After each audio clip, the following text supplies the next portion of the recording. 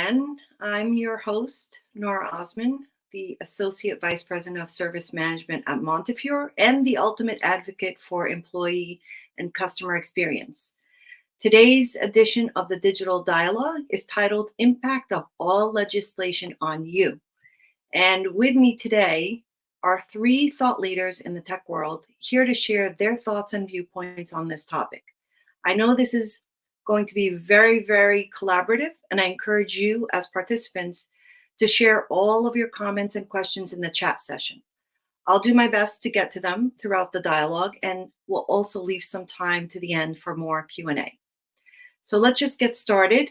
With us is James Jorasch, and James is the founder of Science House, a Manhattan-based strategy consultancy. Psychology Today's profile of James calls him the father of invention, and he is named the inventor on more than 750 patents. He also created Model Meetings, a technology platform and consulting practice directed at improving meetings to save large companies hundreds of thousands of person hours per year. Welcome, James. Thank you. And also with us is George Jakabcin, who is the former CIO for the Treasury Inspector General for Tax Administration, TIGTA, the largest law enforcement bureau within the U.S. Department of Treasury. He's recognized as an accomplished IT professional with an extensive record of success, leading enterprise-wide IT support for high-impact product and service projects for the federal government and privacy industry, and his abilities as a superior executive able to communicate complex issues and develop personal working relationships with the C-suite executives have been hallmarks of his career. He holds a BS from LaSalle University, formerly LaSalle College in Philadelphia, PA, and an MBA from Lehigh University. He also holds the CISSP and SSE CMM appraisal certifications. Welcome, George. Good morning, everyone. And last but not least is Pat Calhoun, who is the founder and CEO of 𝗶𝗵𝗴𝗶𝗶, which is an AI company that leverages ML and NLP and LLMs to automate enterprise service desks. Prior to founding 𝗶𝗵𝗴𝗶𝗶 7 years ago, Pat was SVP of product at ServiceNow. Pat is also the founder of Airspace, which was acquired by Cisco and was doing machine learning well before machine learning was a thing. Welcome, Pat. I think you're on mute. There we go. Yes, I am. Yes. Thanks for having me, Nora. Well, thank you, gentlemen. And now let's get started.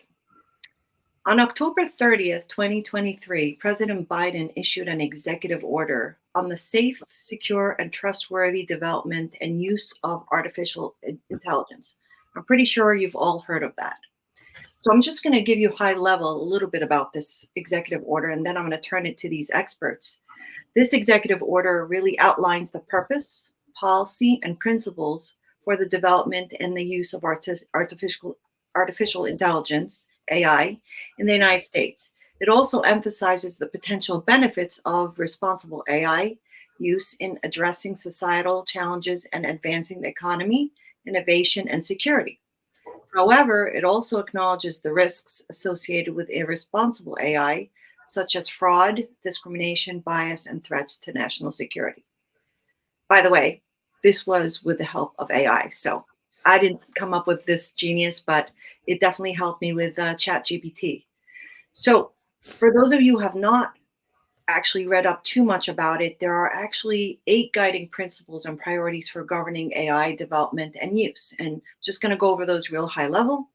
1 is ensuring the safety and security of AI systems, promoting responsible innovation and collaboration, supporting American workers, advancing equity and civil rights, protecting consumer interests, safeguarding privacy and civil liberties, managing risks in the government's own use of AI, and leading global efforts for responsible AI development. So the order defines key terms like AI, such as artificial intelligence, the AI model, AI red teaming, and others. It also emphasizes the importance of addressing ethical concerns, promoting fairness, and engaging with international partners to establish a global framework for AI development. So overall, the executive order underscores the urgency and importance of a coordinated government-wide approach to govern AI development and use with a focus on responsible and ethical practices. Sounds like a pretty big deal, if you ask me.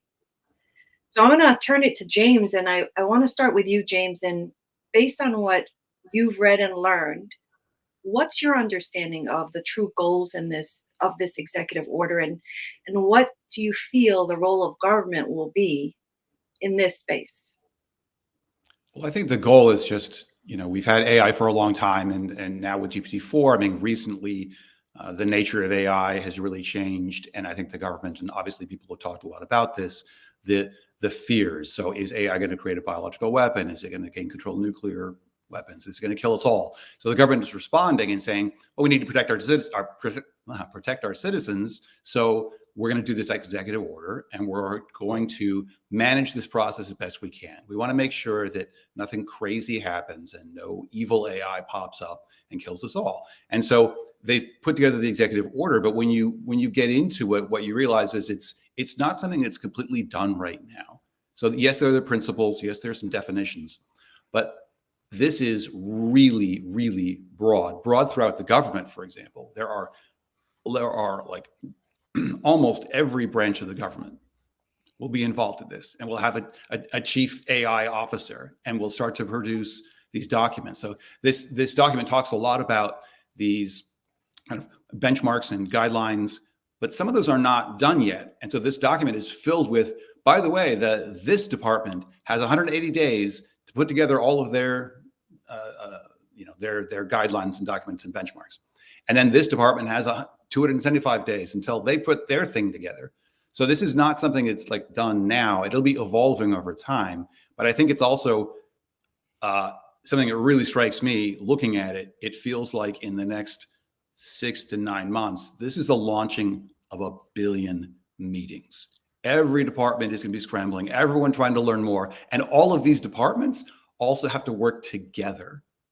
And so there's a lot of cross discussion, tons of feedback coming in. There will be an unbelievable number of people involved in this, and it's going to be a lot. So it's a broad effort. We haven't seen everything yet. The details are coming, but it is a mountain. This is an epic amount of detail. Unprecedented, you think? Well, it's hard to imagine. There's nothing more complicated or has ever been more complicated than artificial intelligence. And you're spreading out across the entire government, and you're producing all of these documents. And like one thing I would say is quickly is that if you look at Silicon Valley Bank, the government regulators were there and saw issues back in 2022 and mentioned those issues, and yet nothing happened. That's a really, really simple, clear-cut, focused objective. What we're talking about with AI is 1,000 times bigger and more complicated. So what I hope is that they can, take a breath and really spend the time to make sure that they're thinking it through correctly. It's a mountain to get through. I hear you, and definitely sounds like they're going to go through iterations of this. So if we just think about this for a second, what will that mean to those who are developing AI and using it, including those who are promoting it and adopting the AI in different stages? Let me turn to Pat, and then I'm going to go to George next on that for thought. What are your thoughts, Pat? Well, from a commercial standpoint, obviously we're an AI company. We build, LLMs and machine learning algorithms and so on. But one of the things that have come from every one of our customers is, do no harm. So part of our platform is to really make sure that when people are interacting with us, that we actually have safeguards. We have guardrails to make sure that people are asking appropriate questions. We're providing visibility to the organization if anything is completely inappropriate.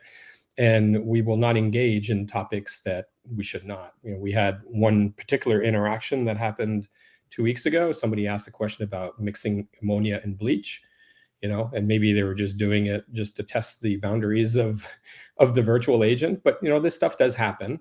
And so we're sort of in a bit of a fortunate environment because we sell to enterprise, and therefore, enterprises ask us to have these types of policies enforced. And so for us, it's making sure that we're staying within those guardrails. That's fair. George?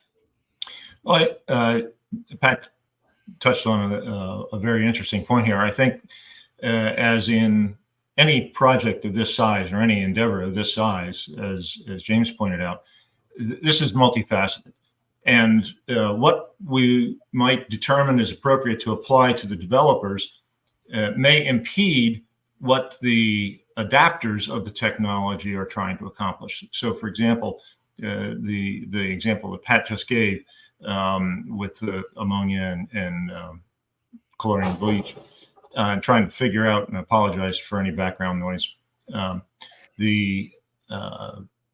it's appropriate, for example, for law enforcement agencies to have access to that kind of capability. It's not necessarily important or appropriate for the masses to have access to that same capability.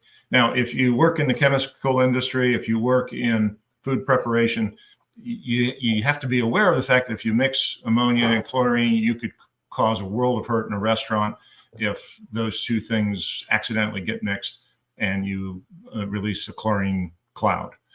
So I get it. I understand that. But I think that we have to separate, first of all, what is appropriate? What are those guardrails for the developers, the implementers, the coders, and what is appropriate for the adapters?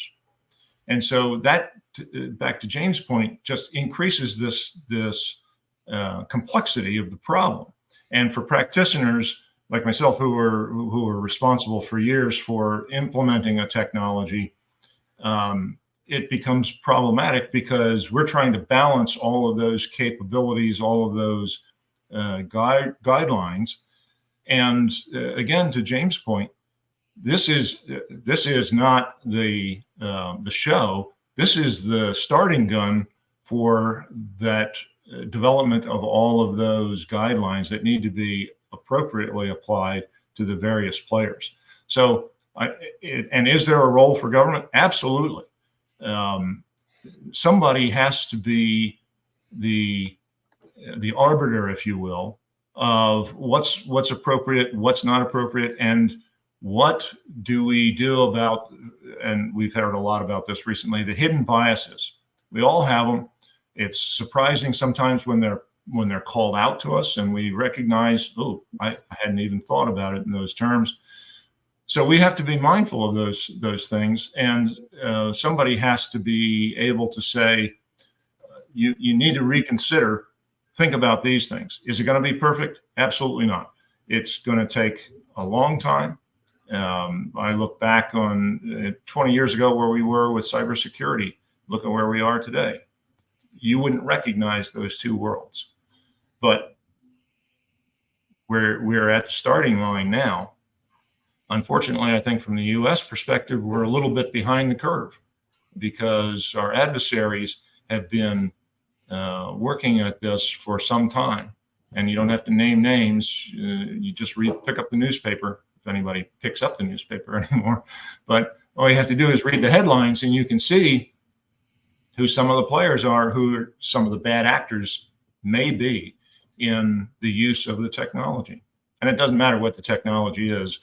A hammer is a weapon, or a hammer is a great tool. Just depends on how you use it. Yeah, makes a lot of sense. George, I think you made some excellent points there. And one of them is when you get down to really trying to implement this and think about what are the regulations going to do. You brought up great points about the chlorine gas, for example. Some people might need access to that. You're in the chemicals business, but for the vast majority of people, you really shouldn't get access to that.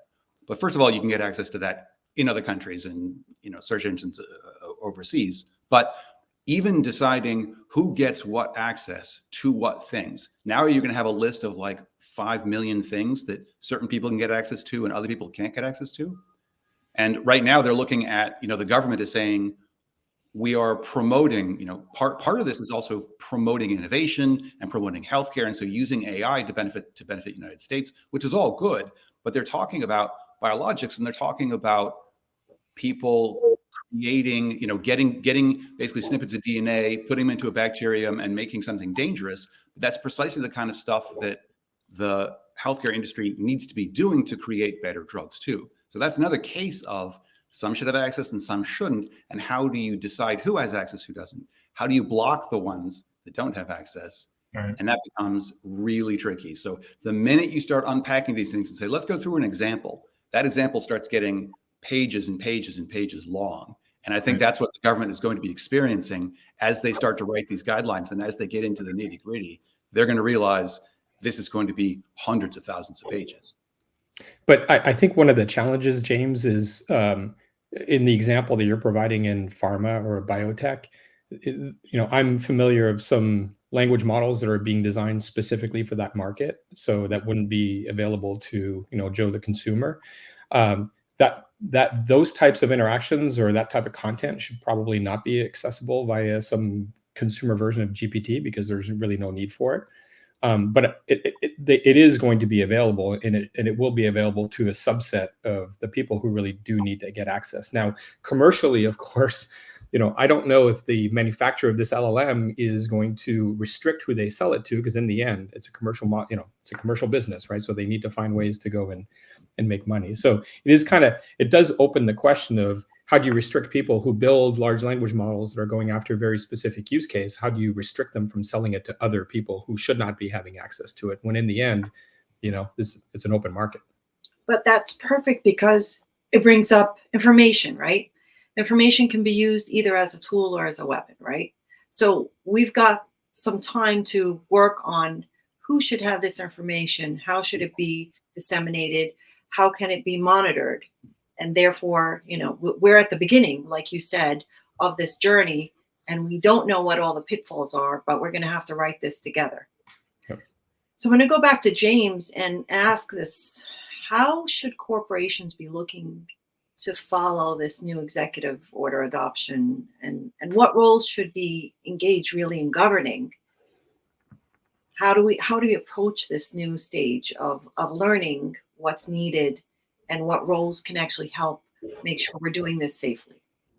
I would imagine that now it's going to be very difficult for companies to do that. You can get awareness and you can read about it, but there's a lot still TBD here and a lot of details that have not come out yet. So I think it would be very difficult for companies. And that's one of the problems, is it is bringing in some degree of uncertainty for companies. If they're working on an AI product, what should they be worried about? What do they have to, what matters? These rules are not solidly in place now. It's not like the Uniform Commercial Code, like that's written, it's done. This is evolving. And it's also going to be evolving, I think, in terms of the definitions. You mentioned at the beginning that there's a definition of AI, but it's a very broad definition. And people think, oh, this is just about LLMs and it's just about OpenAI. But really, this is a very, very broad application. And that's what one of the things we have to figure out. That's what companies will have to figure out. Do they fall under this? And a lot of people are saying this touches like almost everyone, because we're building AI into everything. But it even goes back. There's software from 2-3 years ago that this may apply to, because it's all about, I think it's making predictions, recommendations, or decisions influencing real or virtual environments. That goes way beyond AI. It's just algorithms. Like, we're not sure where this lands. Is this truly all about AI, or is this also just advanced algorithms?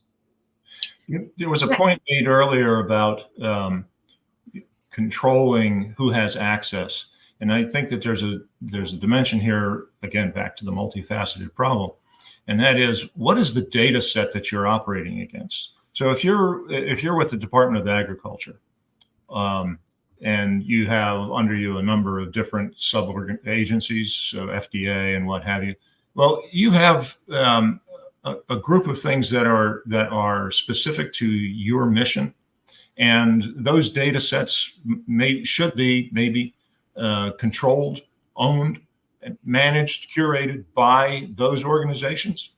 If you're a law enforcement organization with a specific mission, we'll set aside the FBI for the moment because they have a rather broad law enforcement position.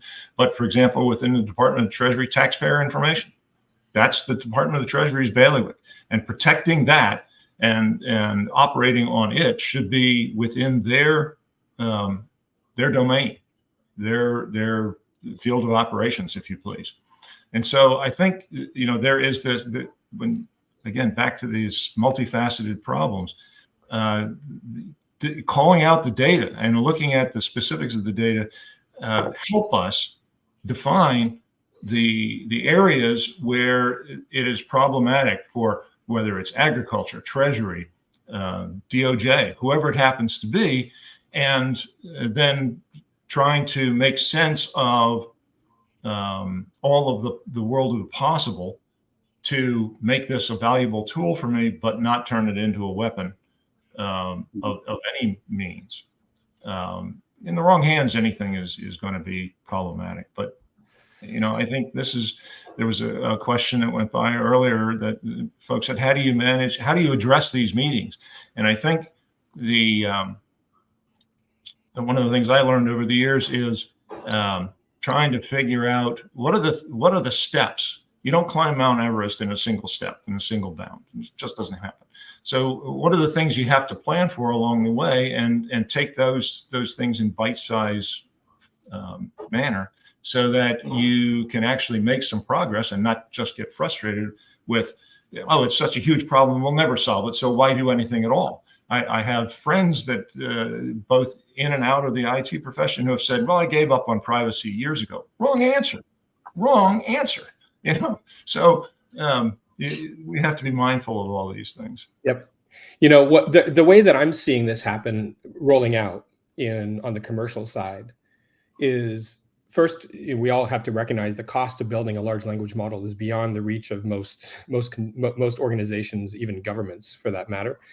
And so the way that people are doing it is not by trying to just leverage a large language model to do what you were talking about, George, but it's really more about how can I leverage the content that I have that is proprietary, that only I have access to, and how can I leverage that combined with a large language model that is actually available, some form of a private large language model. That's the way that we're seeing it. It's not about training a large language model based on your data set. It's more about leveraging a different kind of technology to basically identify the question or an answer to the question that you're asking, and then using the large language model then to render that answer in a way that's more consumable for people. And that's the way that we're seeing it happen. And when you do it that way, then you can actually address the access control problem. One of the issues with large language models is that it's basically a lake of data of information. And so it doesn't know who you are, it doesn't know what information you should have access to versus I. And so you need to do some form of an access control check before you feed the information into the large language model and say, please provide an answer based on what we just found in our data set, which is this. Mm-hmm. So great point. And I see that we have a question from Robert Field. How will we be able to impact the hidden biases on private AI and LLMs? So maybe, Pat, if you have a thought on that. Well, I think the challenge right now that I'm seeing is that private LLMs actually all come from a common source. It's either it could be 𝗁𝗄𝗄, it could be Microsoft's, it could be Bard, it could be whatever.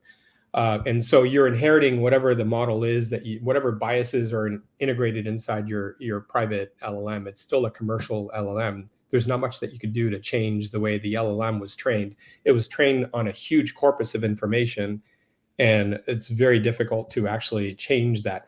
And so what I'm seeing happening now is that there's layers of software that are being built on top of the LLM to address that.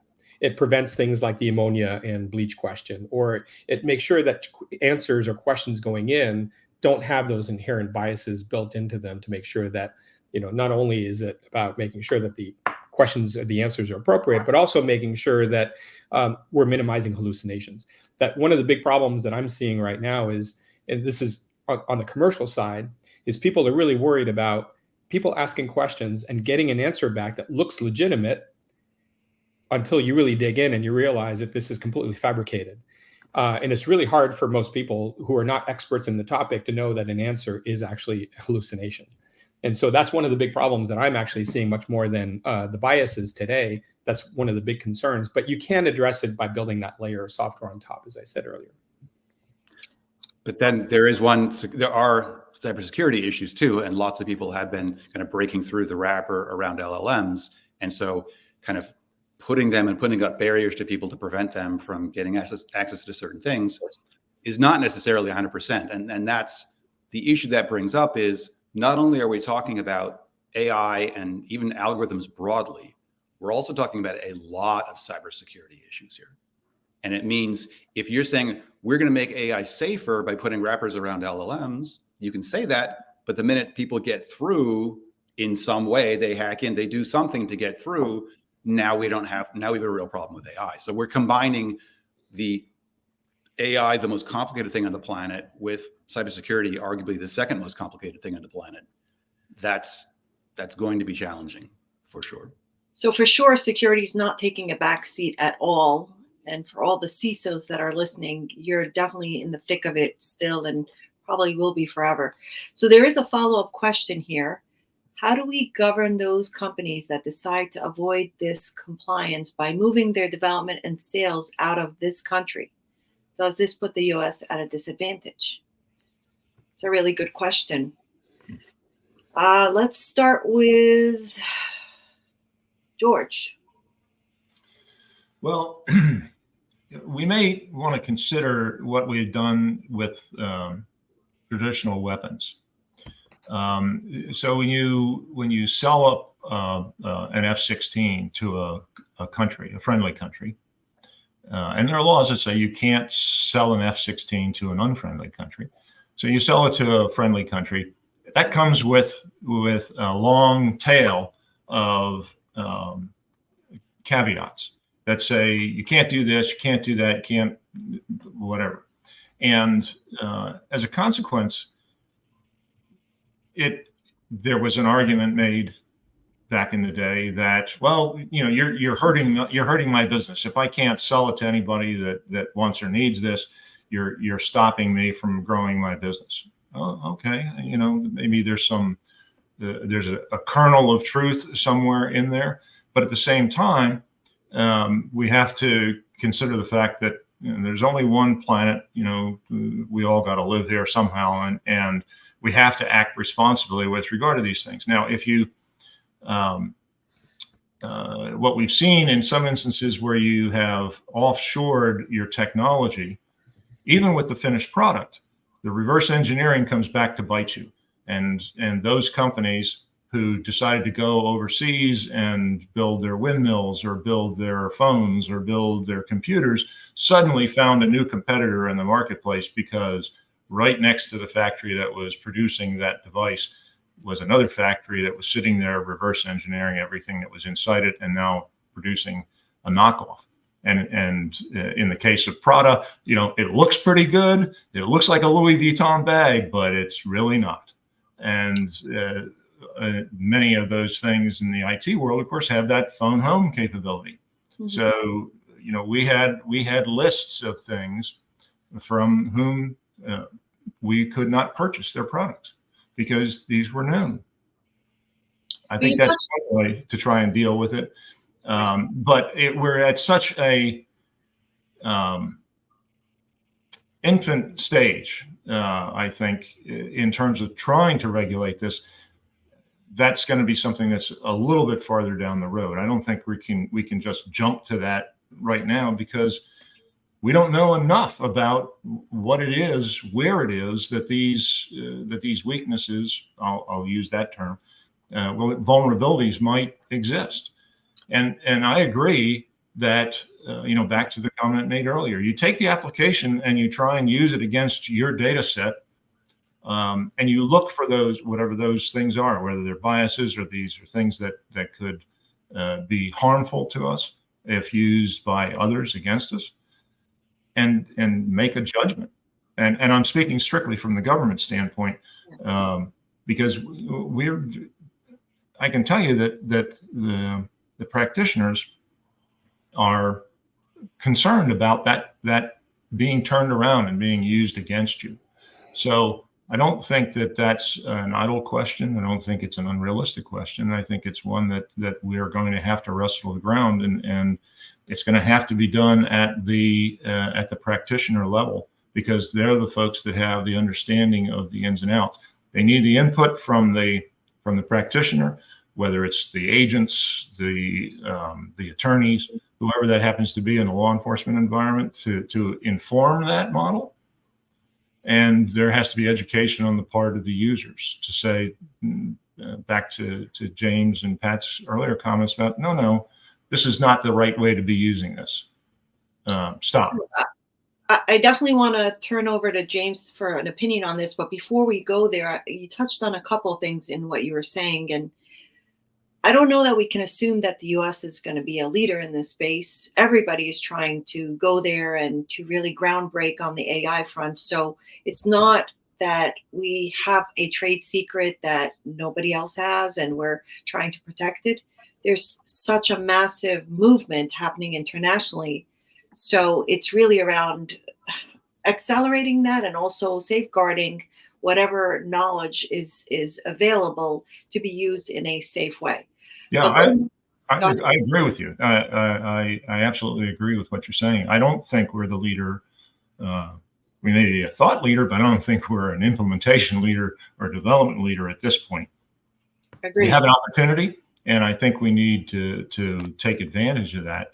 But people who have already embraced this and are moving forward are ahead of us. That's the hard truth, and something that some folks may not want to hear. Agreed. So James, what are your thoughts on this? Well, I want to kind of finish that thought or add one thing to that thought, which is, first of all, I mean, large language models, you can have local versions that run on a desktop. They're not as powerful, but those are everywhere on the planet right now. They're probably in Antarctica by now. Like, these models are out. That cat is out of the bag.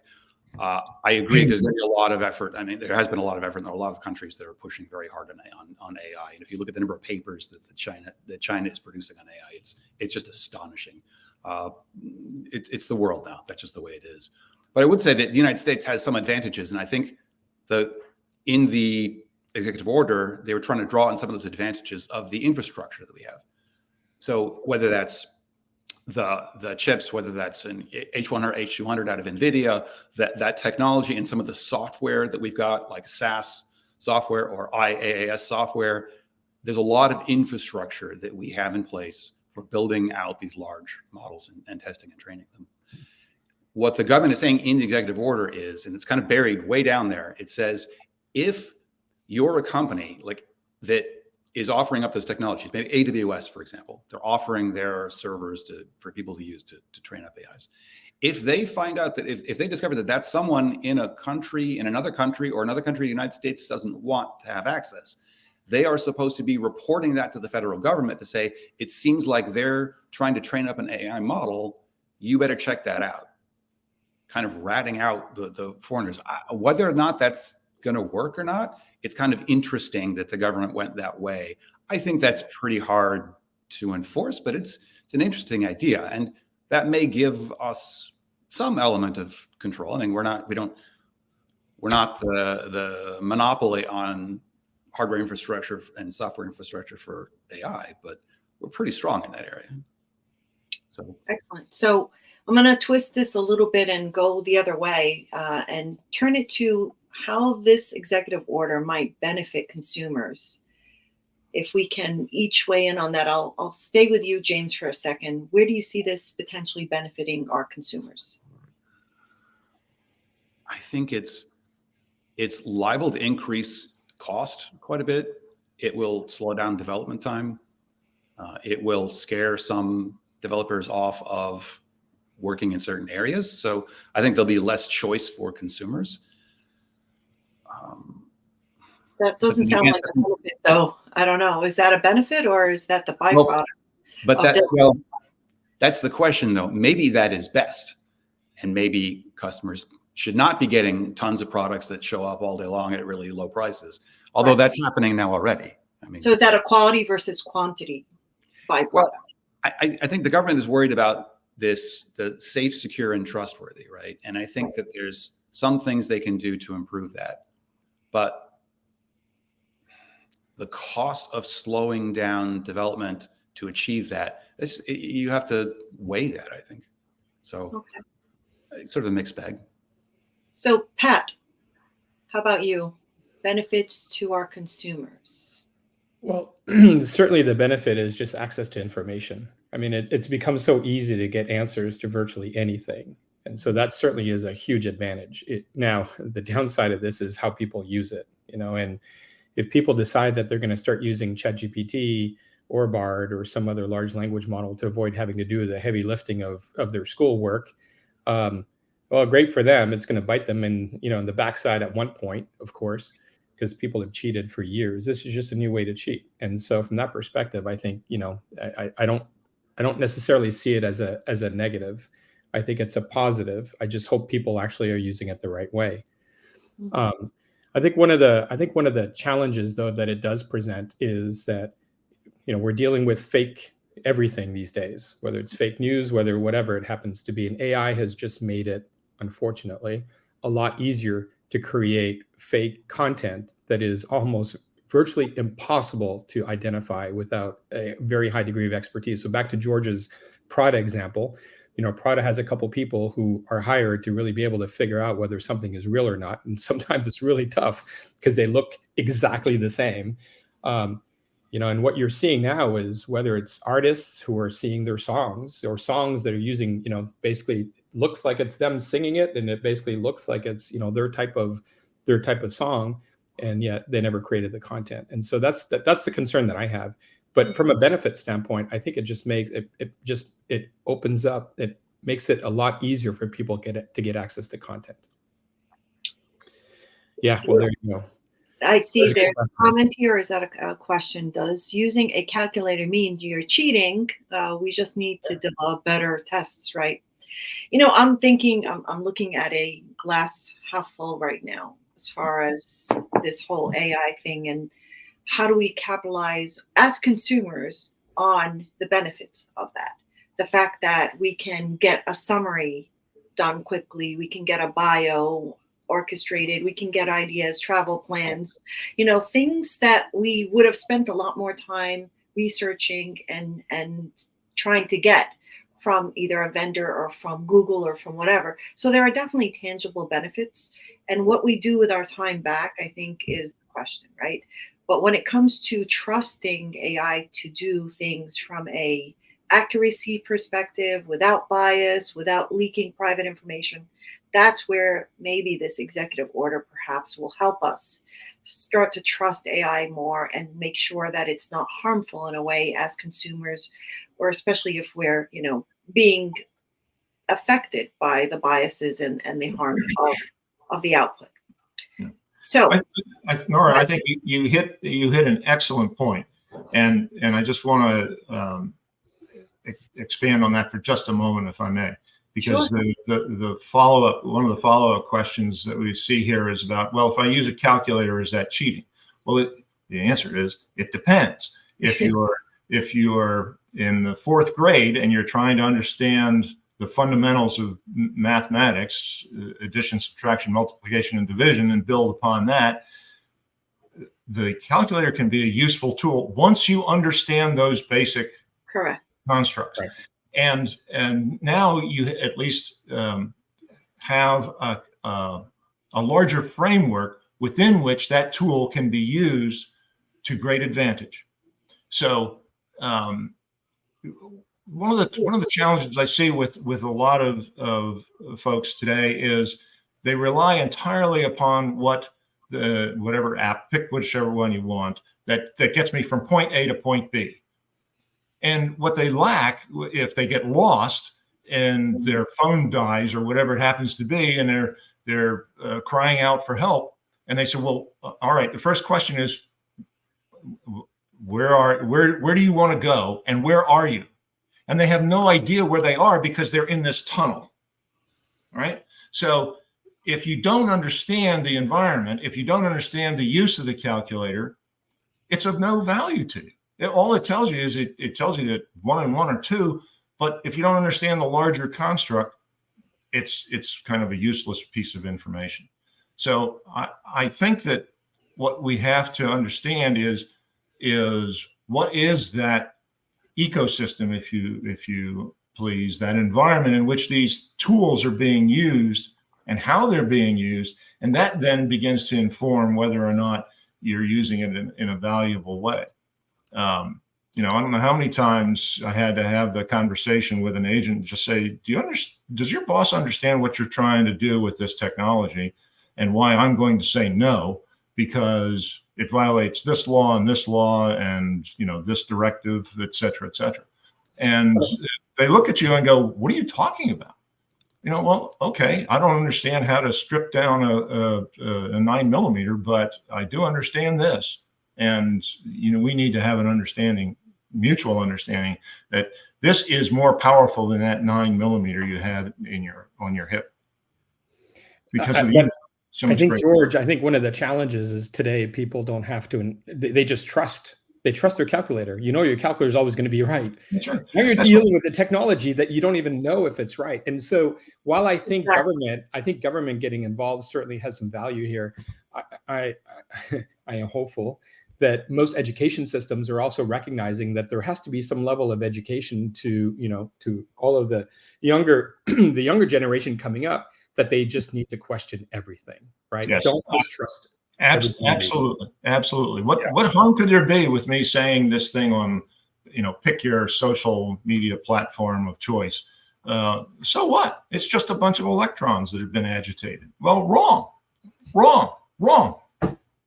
So it's almost like we need a course on common sense, right?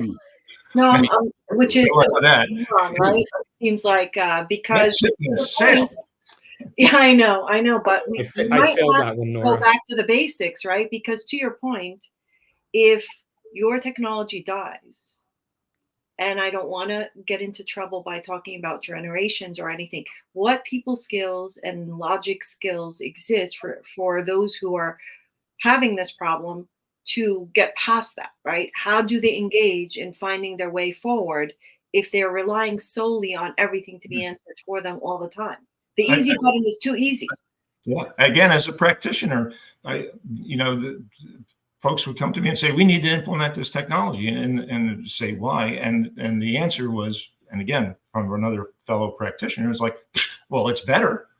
Well, okay, that may very well be the case, but what are the costs? What are the ramifications? And why do you think that this is going to be any better than what we, the way we're doing things or the way we're going forward? Now, that sounds like you're being a little bit of a Luddite, but it also forces the conversation, because I would say at least half the time you'd have folks that go, ooh, hadn't thought about that. Let me go back and rework the problem or rethink it.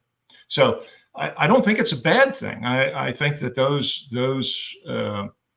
elements have been in the rush that has been IT extant in its broadest sense for the last 40 years has been, we got to go. We got to do it now. We got to do it now. And whether it's profit motive or just because it's new, different, and the shiny new thing, that we have to tap the brakes and just say, why is this of value to us? Exactly. So it brings back the age-old question, is it better, faster, cheaper, or all three? If we're doing it just because it's faster, well, is it better? Is it because it's better? Well, is it faster or cheaper? Is it slower? And if it's just cheaper, then we're in trouble. So the bottom line, I think we have a lot of unanswered questions, and we've got a while to go before we know the answers. And it sounds like we're all trying to figure it out. But I do want to wrap this up and give you each a minute to think about what you want the audience from this session to take away. What do you want them to remember the most from what we discussed today? So I'll go back to you, George, and start with you. Well, I would like people to think about the IT in these terms. There's things that I talked about for years called the 5 V's. And that is, the first one is volume. As practitioners, IT is coming in wave after wave. I mean, if you're a surfer, right, there's these sets, and it just seems as though each set is a little bit bigger than the previous set until you get the monster waves that are coming in on top of you. So there's that. The second thing is velocity. Those sets are coming faster and faster. Moore's law is definitely at work here, both in terms of the volume and in terms of the speed with which iterations are coming forward. That can be a good thing because hopefully this iteration fixes all the problems we had with the previous iteration, but we have to understand it's also going to introduce the second set of issues. The third thing is variety. It's coming at us from every direction. As practitioners, you look at this and you say, why do I need to put a tag on this bottle of ketchup? That doesn't make any sense to me. But nevertheless, that the variety and the ways that which people are able to adapt the technology and use it to their advantage is something we need to be mindful of. There's vagueness. People they kind of know what they want. They have this picture of where they want to go. And unfortunately, the movies and TV help promote that, but that's not reality. And we as practitioners have to divine that. And that's part of the challenge with AI because it is so amorphous and can be applied to just about everything that it is stupefying from the standpoint of having to parse it out and try and make some sense of it. And then lastly, we just touched on it a few moments ago, and what is the value? Because I can do it faster, it doesn't necessarily make it better. Many times that's true, but the SEALs have an expression, and that is "Don't run to your death." So that everything is planned. It is taken in very progressive steps. The same is true, for SWAT teams and law enforcement and what have you. So, we just have to ask those questions each and every time. And again, it sounds like you're being an obstructionist, but those are the things that I want people to think about as they try to tackle this problem or any problem as it relates to IT. Wow, I learned a lot. 5 V's, amazing. Definitely going to have to write about that. Turn it to you, James. I would say one, get ready for a very slow process. When it comes to regulations, there is, I think, zero chance the government is going to make their deadlines of 180 days for this department to get this thing done. It's just not going to happen. The detail out there is just staggering. And the number of people they have to communicate with and check in with and get opinions on, it's going to be very, very slow.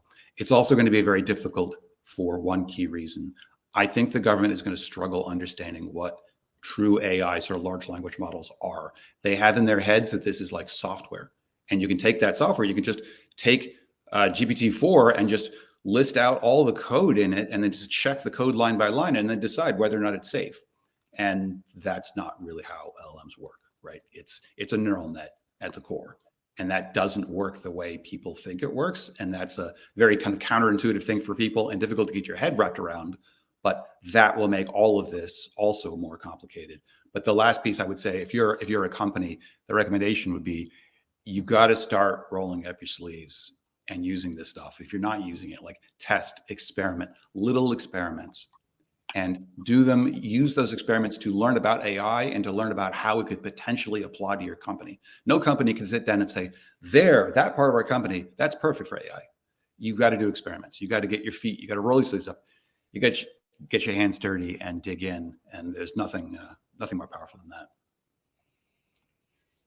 Wow. So hurry up and take your time, right? It's going to be a while. It's going to be a while. Yeah. Well, maybe it's time we slow down a little bit and do what's right and not just what's easy or what we feel like doing. Yeah. We have to realize that we're talking about arguably the two most complicated things on the planet.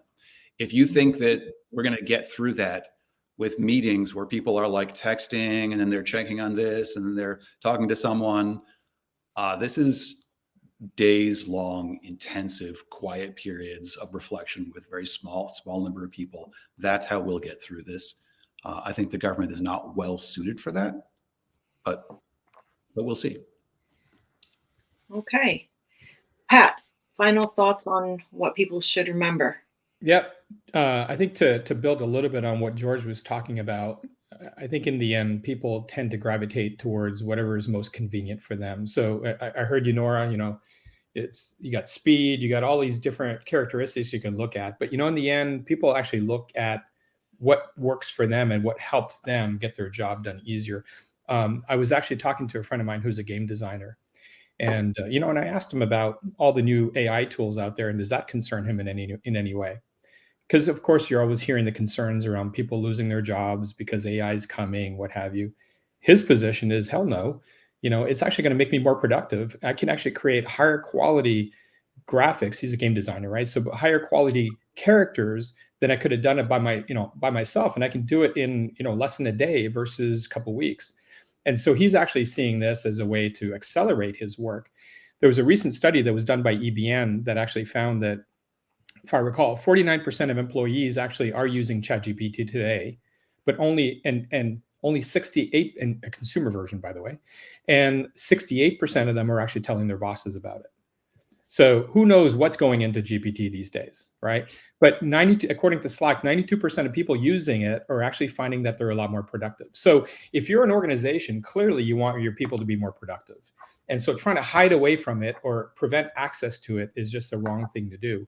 I think organizations need to find, back to what James, I think it was James that said it, you need to go and experiment. Now, my recommendation though, is don't dilute your resources. This is pretty complicated.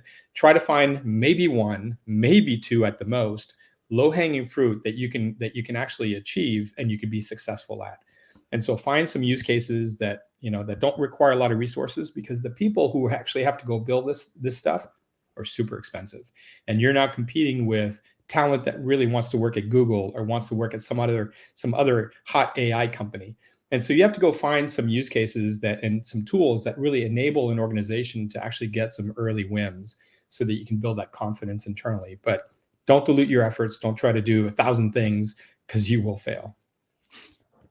That's great advice. I didn't write all that down, but hopefully, as with the audience, we can replay sections of this or the whole thing and take down notes the next time. And I'm also pretty sure we're going to be distributing some minutes and some of the key messages from this. But I want to pause here and say, if there were any other questions, I don't believe there are any lingering questions from the audience at this time, right? I want to thank everybody here for the extensive sharing. George, James, Pat, amazing to hear your thoughts on this and very different angles that you've come through with. And of course, we've had a lot of different angles that we talked about, and there will be more dialogue on this topic, I'm sure. We're just only beginning, so there's more to come. And hopefully the audience has gotten some really key points and some value from this discussion, and we'll put that into motion in the future. Thank you, everyone, and have a wonderful day. Sure. Thank you.